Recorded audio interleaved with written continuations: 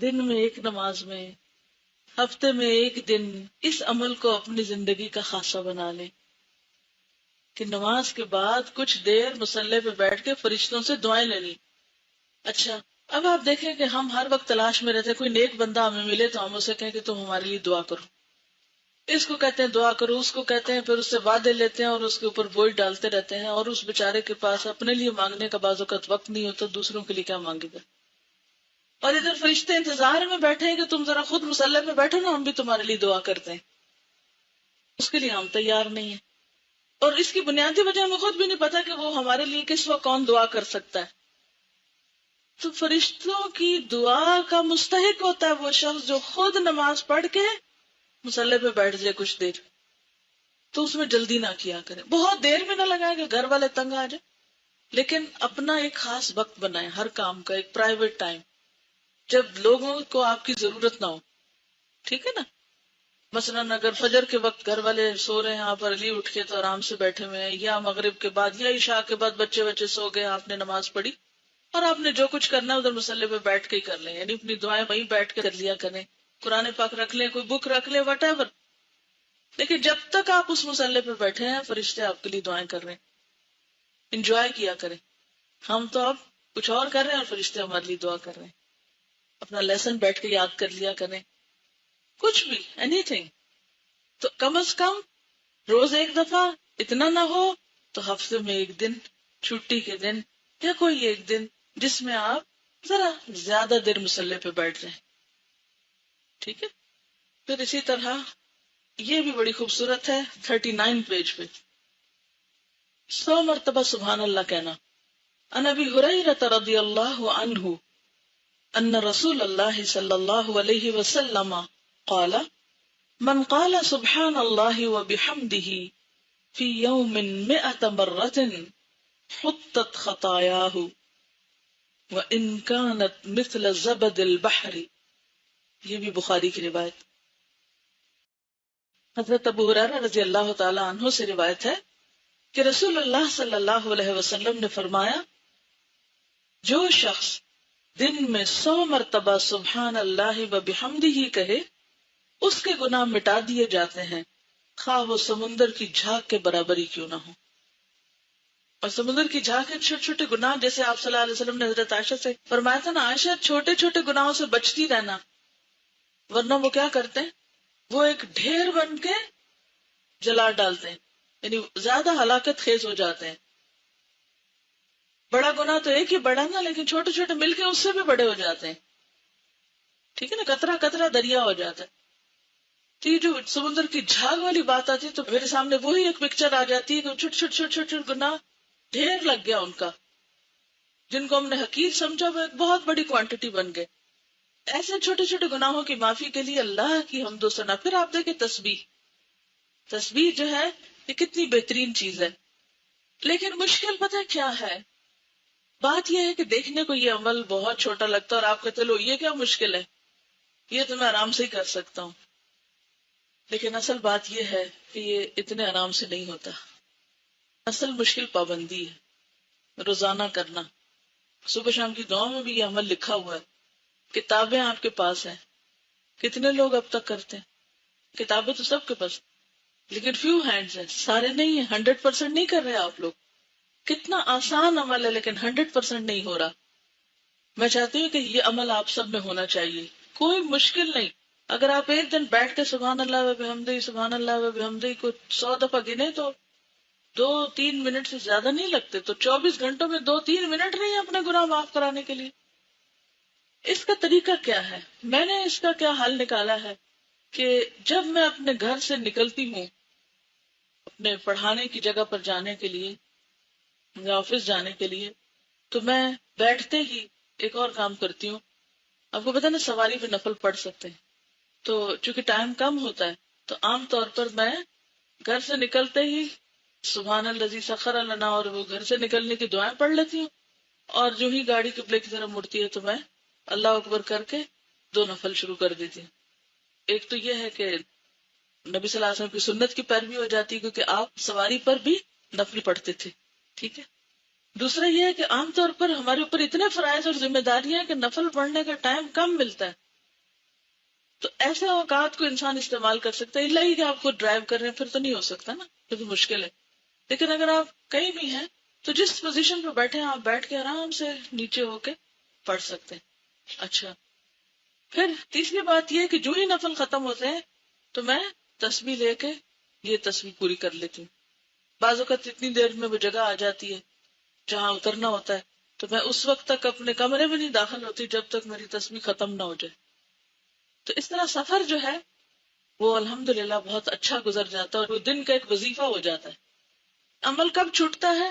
جب سفر میں، یعنی اس طرح کے سفر میں ہوتی ہوں کہ ابھی اس وقت یہاں ہو اور ابھی وہاں ہو اور ابھی کوئی آ گیا اور ابھی فون آ گیا تو پھر گڑبڑ ہو جاتی ہے. پھر میں بیچ بیچ میں پڑھتی رہتی ہوں مگر وہ جو ایک پابندی ہوتی ہے وہ چھوٹتی ہے. تو آپ لوگ اس وقت اس سال میں اپنی عادت کچھ اس طرح بنا لیں کہ مثلاً آپ اسی طرح عمل کر سکتے ہیں. آپ گھر سے نکلیں اس وقت، یا اگر آپ ہاسٹل کے اوپر سے آ رہے ہیں تو اس وقت میں آپ کر سکتے ہیں. اترتے ہوئے سیڑھیاں تو ویسے ہی سبحان اللہ پڑھنا ہی ہوتا ہے، اس وقت میں پڑھ سکتے ہیں. یا پھر یہ ہے کہ آپ تھوڑا سا ادھر ادھر گھوم کے اپنی تسبیح پوری کر لیں. یا یہ کہ کلاس میں آ کے بیٹھے ہیں اور ابھی لوگ آ رہے ہیں یا آپ رک کے چل رہے ہیں تو اس وقت میں پورا کر لیں. لیکن جب تک آپ اس عمل کو کسی چیز سے گرا نہیں لگائیں گے نا تو آپ کی پابندی نہیں ہوگی، اور اگر پابندی نہیں ہوگی تو پھر آپ اس سے فائدہ نہیں اٹھا سکتے. تو کوئی ایسا ٹائم جس میں آپ سوچے کہ یہ کام تو میں روز ہی کرتی ہوں، مثلا آپ گھر میں روز برتن دھوتے ہیں تو آپ اس میں ٹائم دیکھ لیں 2-3 منٹ میں پورا ہو جاتا ہے تو ٹھیک ہے، نہ بھی گنے تو 100 سے زیادہ بھی ہو سکتا ہے، اس سے کیا نقصان ہے. یعنی ایک دن آپ بیٹھ کے ٹائمنگ کر لیں. پھر تسبیح نہ بھی اٹھائیں تو اتنے ٹائم تک آپ وہ تسبیح پڑھ کے بھی اس ثواب کو انشاءاللہ پہنچ جائیں گے. ایک اور حدیث ہے اسی سے ملتی جلتی. عن ابی ہریرہ رضی اللہ عنہ قال قال رسول اللہ صلی اللہ علیہ وسلم کلمتان حبیبتان الی الرحمن خفیفتان علی اللسان ثقیلتان فی المیزان سبحان اللہ وبحمدہ سبحان اللہ العظیم. حضرت ابو ہریرہ رضی اللہ تعالی عنہ کہتے ہیں کہ رسول اللہ صلی اللہ علیہ وسلم نے فرمایا، 2 کلمے ایسے ہیں جو رحمان کو بہت پیارے ہیں، زبان پر بہت ہلکے ہیں اور ترازو میں بہت بھاری ہیں، اور وہ یہ ہیں سبحان اللہ وبحمدہ سبحان اللہ العظیم. اب یہ جو پچھلا ہے یہ تو بہت ہی مختصر ہے، سبحان اللہ وبحمدہ سبحان اللہ وبحمدہ، لیکن یہ ذرا سا اس سے طویل ہے. تو آپ ان دونوں میں سے کوئی بھی اختیار کر سکتے ہیں. اگر آپ یہ پڑھیں گے سبحان اللہ وبحمدہ سبحان اللہ العظیم تو زیادہ فائدہ، لیکن اگر آپ یہ نہ کر سکے تو کم از کم آدھا والا ضرور کر لیں. اور یہ سب سے بڑی بات ہے نا کہ میزان میں بہت بھاری ہے، تو یہ اس اعتبار سے بھی آپ کو فائدہ دیں گے. اسی طرح ذکر میں ایک اور بڑی ہی بہترین چیز ہے، خاص طور پر ان لوگوں کے لیے جن کو شیطانی وسوسے بہت زیادہ آتے ہیں. کچھ لوگ بہت اس چیز کی شکایت کرتے ہیں کہ ہمیں شیطانی وسوسے بہت آتے ہیں، یا ہم مستقل مزاجی اختیار نہیں کر سکتے، یا ہم بھولتے بہت ہیں، یا وغیرہ وغیرہ. تو یہ جو کلمہ ہے یہ شیطان سے بچانے والا ہے. حضرت ابو ہریرہ رضی اللہ تعالی عنہ سے روایت ہے ان رسول اللہ صلی اللہ علیہ وسلم قال من قال لا الہ الا اللہ وحدہ لا شریک لہ لہ الملک ولہ الحمد وہو علی کل شیء قدیر فی یوم مئۃ. علیہ وسلم نے فرمایا، جو کوئی لا الہ الا اللہ وحدہ لا شریک لہ لہ الملک ولہ الحمد وہو علی کل شیء قدیر ایک دن میں 100 بار کہے تو یہ اس کے لیے 10 گردنوں کے آزاد کرنے کے برابر ہوگا. اس کے لیے 100 نیکیاں لکھی جائیں گی، 100 برائیاں اس سے مٹا دی جائیں گی، اور یہ کلمہ اس کے لیے اس دن شام تک شیطان سے بچانے کا ذریعہ رہے گا. اور جو عمل لے کر یہ شخص آئے گا اس سے بہتر کوئی شخص عمل نہیں لائے گا سوائے اس آدمی کے جس نے اس سے زیادہ عمل کیا ہو. اور اگین پھر وہی بات ہے کہ کس کے پاس وقت ہے کہ 100 دفعہ یہ پڑھے. وقت ہوتا ہے، ہم استعمال نہیں کرنا جانتے، ہم اس کو مینج نہیں کر پاتے، ہم اس کو مقرر نہیں کرتے. یعنی کتنی مفید چیز ہے کہ آپ اس کو اگر اپنی عادت بنا لیں تو ایک نہیں کئی فائدے ہیں. یہ بھی آپ دیکھیے بخاری کی روایت ہے. کچھ تو فضائل اعمال کی حدیثیں بہت ضعیف ہوتی ہیں، بڑے بڑے فائدے لکھے ہوتے ہیں لیکن وہ حدیثیں اوتھینٹک نہیں ہوتی. یہ حدیث اوتھینٹک ہے، یعنی یقینی بات ہے، آپ پورے شرح صدر کے ساتھ اس کو کر سکتے ہیں. تو اس میں نمبر 1 10 غلام آزاد کرنے کا ثواب، نمبر 2 100 نیکیوں کا لکھا جانا، پھر نمبر 3 100 برائیوں کا مٹنا، اور نمبر 4 صبح سے شام تک شیطانی حملوں سے حفاظت، اور شیطان کی اکساہٹیں، وسوسے، اس کا بھلوانا، جو بھی کچھ شیطان دشمنی میں کرتا ہے، لوگوں کے درمیان فساد پھیلانا، ڈرانا، خوف دلانا. آپ کو پتا ہے کبھی آپ قرآن پاک کی روح سے دیکھیں کہ شیطان کیا کیا کرتا ہے. کوئی ایک اسائنمنٹ ان کو دے دیں کسی وقت، قرآن کو ذرا دوبارہ سے پڑھ کے دیکھیں کہ اس میں کیا کیا لکھا ہوا. یعنی شیطان کیا کیا کرتا ہے. الشیطان یعدکم الفقر ویأمرکم بالفحشاء، انسانی الشیطان بلواتا ہے، پھر اسی طرح ینزغ بینکم فساد ڈلواتا ہے، یعنی اور بھی اس کے بہت سے کام ہیں. شاید شیطان کے ہتھ میں کچھ چیزوں کا ذکر بھی ہو، مجھے نہیں اب یاد، کیونکہ 5 سال ہو گئے اس لیکچر کو. تو اینی ہاؤ، اب شیطان کے جتنے بھی وار ہیں ان سارے واروں سے یہ کلمہ آپ کو انشاءاللہ محفوظ رکھے. یعنی آپ کے اندر ایک ایمان کی ایسی طاقت ہوگی، شیطان آپ کے اوپر آ نہیں سکتا. اور یہ جو لوگ یہ شکایت کرتے ہیں ان کو جن چمٹے میں اور معلوم نہیں کون کون ان کے پاس آتا ہے اور جاتا ہے، ان سب کو بھی اس سے خلاصی ہو سکتی ہے. یعنی جو اس قسم کی گفتگو فرمائے ان کو بھی یہ نسخہ بتایا کریں کہ آپ یہ عمل کریں اور پھر بتائیں، کیونکہ نبی صلی اللہ علیہ وسلم کی بات سے بڑھ کر سچی بات کس کی ہو سکتی. اچھا جناب، اگر یہ 100 دفعہ نہ کہہ سکیں تو کم از کم 10 دفعہ کہہ لیا کریں، کیونکہ 45 پیج پر آخر میں یہ حدیث دیکھیے.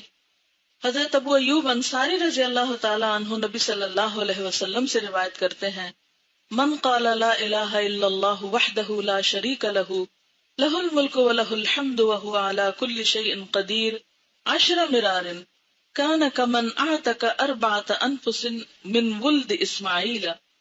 یہ صحیح مسلم کی روایت ہے.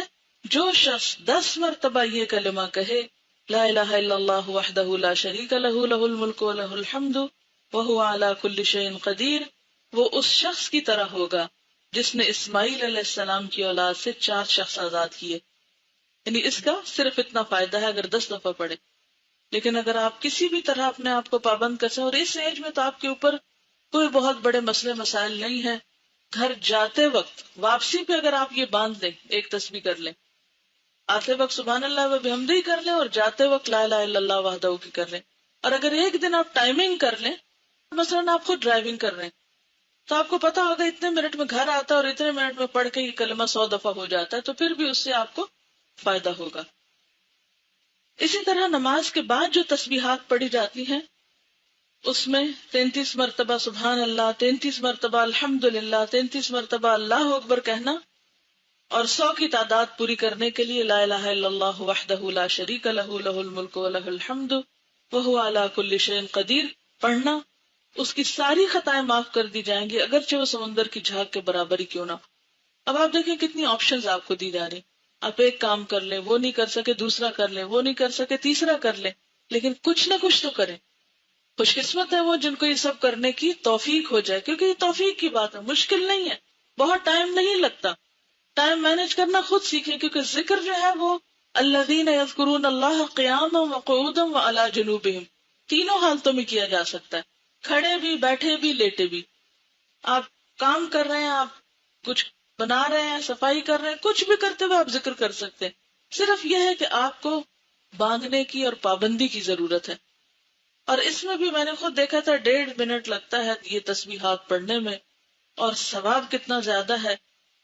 اور ایک اور بات یہ کہ آپ نے دیکھا ہوگا کہ نماز پڑھ کے جیسے آپ تھوڑا سا تھک جاتے ہیں نا، تو بیٹھ کے جب تسبیح کرتے ہیں تو آپ اس سے ایک طرح سے آرام بھی تھوڑا سا کر لیتے ہیں. یہ نماز کے بعد فرض نماز آپ نے اچھی سے پڑھی، اور پڑھنے کے بعد آپ تھوڑا سا فیل کرتے ہیں جیسے آپ فیل ٹائرڈ لٹل بٹ، یعنی فزیکلی، تو آپ یہ تسبیح پڑھ لیں، تو پھر دعا کر لیں، تو اس سے آپ کو اور زیادہ اطمینان اور سکون نصیب ہوگا. اور اسی سے ملتی جلتی حدیثیں جو ہیں یہ مزید بھی موجود ہیں، یہ آپ کے خود پڑھنے کے لیے میں نے چھوڑ دی ہیں. اور اس میں خاص طور پر رات کے وقت سوتے وقت اگر یہ تسبیحات پڑھی جائیں، خصوصاً تھکاوٹ کے بعد، آپ بہت تھک گئے ہیں، آپ کو نیند نہیں آ رہی، آپ تسبیح پڑھنا شروع کریں، پوری ہونے سے پہلے ہی سو جائیں گے. میں نے اکثر یہ تجربہ کیا، ایسا سکون آتا ہے کہ پتہ نہیں چلتا کتنی پڑھی گئی اور کتنی نہیں. حضرت فاطمہ سے متعلق یہ حدیث ہے، ان کو تسبیحات فاطمہ بھی اسی وجہ سے کہا جاتا ہے. حضرت فاطمہ رضی اللہ تعالی عنہا نے یہ شکوہ کیا کہ چکی پیسنے سے ان کے ہاتھ پہ نشان پڑ گیا ہے، اور وہ نبی صلی اللہ علیہ وسلم کے پاس ایک لونڈی مانگنے کے لیے آئیں. اتفاق سے نبی صلی اللہ علیہ وسلم نہ ملے تو انہوں نے حضرت عائشہ سے اپنے آنے کا مقصد بیان کیا اور چلی گئی. جب نبی صلی اللہ علیہ وسلم تشریف لائے تو حضرت عائشہ نے آپ سے حضرت فاطمہ کے آنے کا ذکر کیا. حضرت علی رضی اللہ تعالیٰ عنہ بیان کرتے ہیں کہ نبی صلی اللہ علیہ وسلم ہمارے پاس اس وقت تشریف لائے جب ہم اپنے بستروں پر سونے کے لیے جا چکے تھے. میں نے آپ کو دیکھ کر اٹھنا چاہا، لیکن آپ نے فرمایا اٹھو نہیں، اپنی جگہ رہو. آپ تشریف لا کر ہم دونوں کے بیچ میں بیٹھ گئے. میں نے آپ کے پاؤں کی ٹھنڈک اپنے سینے میں محسوس کی. آپ نے فرمایا میں تم دونوں کو ایسی ترکیب نہ بتاؤں جو تمہارے لیے ایک خدمتگار سے بڑھ کر ہو. جب تم دونوں اپنی خوابگاہ میں اپنے بچھونوں پہ جانے لگو تو 33 بار اللہ اکبر کہو، 33 بار سبحان اللہ اور 33 بار الحمدللہ. یہ عمل تمہارے لیے ایک خدمتگار سے بڑھ کر ہوگا. یعنی کوئی خدمتگار تمہیں دبائے بیٹھ کے تو اس سے بہتر ہے کہ تم یہ تسبیحات پڑھ کر سو جاؤ. اچھا، اس میں 2-3 اور باتیں بھی پتہ چل رہی. نمبر 1، حضرت فاطمہ رضی اللہ تعالی عنہا کا اپنے ہاتھوں سے کام کرنا. نمبر 2، آپ صلی اللہ علیہ وسلم کے پاس جا کر والدین سے کسی چیز کی ڈیمانڈ کرنا. یعنی والدین سے سوال میں نہیں آتا. یعنی کسی اور سے جیسے آپ سوال کرتے تو معیوب ہے نا، لیکن والدین کے پاس جا کر اپنی حاجت آپ رکھ سکتے ہیں، پیغام بھی بھیج سکتے ہیں کہ مجھے اس چیز کی ضرورت ہے. اب بھی ہمارے یہاں بیٹیاں عام طور پر کچھ مشکل آتی ہے تو پیرنٹس کے پاس ہی جاتی ہے، تو اس کا بھی جواز ہے یہاں، کیونکہ آپ نے یہ نہیں کہا کیوں آئی تھی اور کیوں پوچھا اور یہ منع ہے. نہیں، یہ شدت نہیں ہے، بلکہ آپ صلی اللہ علیہ وسلم نے اس کا حل سوچا. اچھا، پھر یہ کہ جب آپ تشریف لائے تو وہ دونوں اٹھنے لگے. اس سے کیا پتا چلتا ہے کہ کسی بھی بڑے کو دیکھ کر ادھر ہی مزے سے بیٹھے نہیں رہ جانا چاہیے، بلکہ اٹھ کر ویلکم کرنا چاہیے، خصوصاً جب آپ کے گھر میں کوئی آیا. اللہ ہی کہ آپ بیمار ہو یا کوئی تکلیف ہو یا کوئی ایسی بات ہو جو معذوری میں آتی ہو. ادروائز کوئی بزرگ گھر میں آئے خاص طور پر تو اٹھ کے ملنا چاہیے اس کو. اچھا، اب آپ دیکھیے کہ چونکہ وہ لیٹ چکے تھے، رات کا وقت تھا، تھکاوٹ کا، سونے کا، تو آپ صلی اللہ علیہ وسلم نے ان کو اٹھنے سے روک دیا کہ نہیں، تم نہیں اٹھو، ہاں لیٹے رہو، جہاں ہو وہیں رہو. اور آپ صلی اللہ علیہ وسلم ان کے دونوں کے بیچ میں بیٹھ گئے. اچھا، دونوں کے بیچ میں بیٹھ کر آپ نے اپنی ٹانگیں لمبی کی ہوں گی جب ہی آپ کا پاؤں حضرت علی کے سینے تک جا کے لگا نا. اور مدینہ میں بہت شدید ٹھنڈ ہوتی ہے، مکہ میں اتنی نہیں ہوتی لیکن مدینہ میں ہوتی ہے، تو آپ کے پاؤں ٹھنڈے تھے. تو حضرت علی فرماتے ہیں کہ آپ کے پاؤں کی ٹھنڈک میں نے اپنے سینے میں محسوس کی. اور پھر آپ نے فرمایا میں تم دونوں کو ایسی ترکیب نہ بتاؤں جو تمہارے لیے خدمتگار سے بڑھ کر ہو، اور تم یہ تسبیح پڑھ لیا کرو. تو اس سے یہ پتا چلتا ہے کہ ذکر الہی ہماری جسمانی تھکاوٹ کا بھی علاج ہے، ثواب کا ثواب اور سکون کا سکون. دن میں ایک نماز میں، ہفتے میں ایک دن اس عمل کو اپنی زندگی کا خاصہ بنا لیں کہ نماز کے بعد کچھ دیر مصلی پہ بیٹھ کے فرشتوں سے دعائیں لینی. اچھا، اب آپ دیکھیں کہ ہم ہر وقت تلاش میں رہتے، کوئی نیک بندہ ہمیں ملے تو ہم اسے کہیں کہ تم ہمارے لیے دعا کرو. اس کو کہتے ہیں دعا کرو، اس کو کہتے ہیں، پھر اس سے وعدے لیتے ہیں اور اس کے اوپر بوجھ ڈالتے رہتے ہیں، اور اس بیچارے کے پاس اپنے لیے مانگنے کا بعض اوقات وقت نہیں ہوتا، دوسروں کے لیے کیا مانگے گا. اور ادھر فرشتے انتظار میں بیٹھے ہیں کہ تم ذرا خود مصلی پہ بیٹھو نا، ہم بھی تمہارے لیے دعا کرتے ہیں. اس کے لیے ہم تیار نہیں ہیں، اور اس کی بنیادی وجہ ہمیں خود بھی نہیں پتا کہ وہ ہمارے لیے کس وقت کون دعا کر سکتا ہے.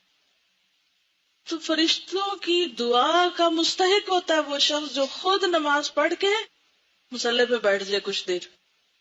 تو اس میں جلدی نہ کیا کرے، بہت دیر میں نہ لگائے کہ گھر والے تنگ آ جائے، لیکن اپنا ایک خاص وقت بنائے، ہر کام کا ایک پرائیویٹ ٹائم جب لوگوں کو آپ کی ضرورت نہ ہو. ٹھیک ہے نا؟ مثلاً اگر فجر کے وقت گھر والے سو رہے ہیں، آپ ارلی اٹھ کے تو آرام سے بیٹھے ہوئے ہیں، یا مغرب کے بعد یا عشاء کے بعد بچے سو گئے، آپ نے نماز پڑھی اور آپ نے جو کچھ کرنا ہے ادھر مصلی پہ بیٹھ کے ہی کر لیں. یعنی اپنی دعائیں وہیں بیٹھ کے کر لیا کریں، قرآن پاک رکھ لیں، کوئی بک رکھ لیں، وٹ ایور. لیکن جب تک آپ اس مصلی پہ بیٹھے ہیں